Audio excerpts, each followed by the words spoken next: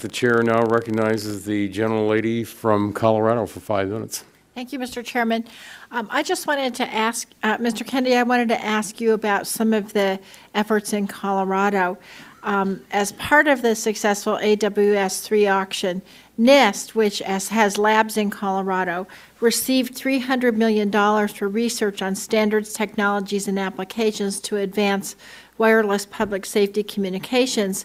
Now, my understanding is that this research is in consultation with FirstNet.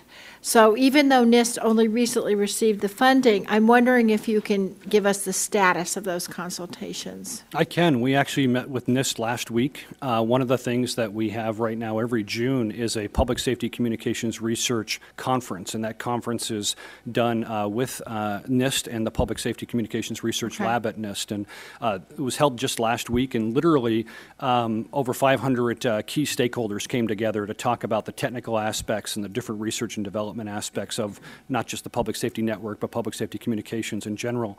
We actually sat down with the NIST team and started to consult and discuss on that grant program. Regular ongoing communications with both the NIST director and Derek Orr, who is the program director of the PSCR labs. I believe we work hand in glove with them, and that the team at NIST is very focused on bringing solutions to public safety on the LTE network. Great. Okay, good.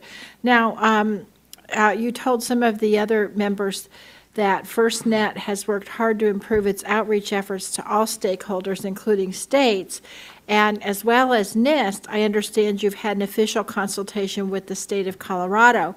Can you tell me what's next for FirstNet in Colorado?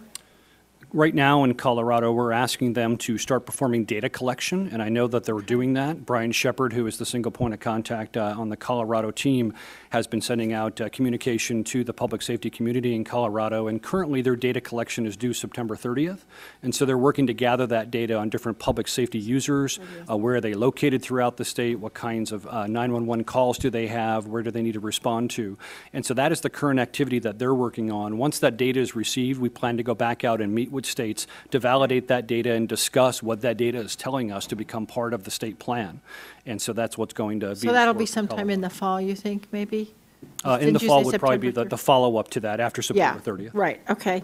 And lastly, Adams County, Colorado has one of the 5 early builder public safety projects.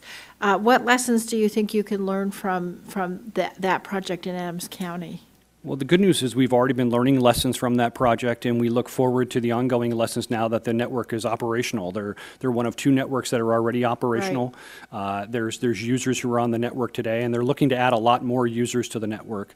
As those users come on board, we're going to be looking at network management of that particular network, how those users interact, and really look for key use cases for the benefits of broadband for public safety and how we can leverage that across the country with the nationwide public safety network. Thanks. Thank you very much. I yield back, Mr. Chairman.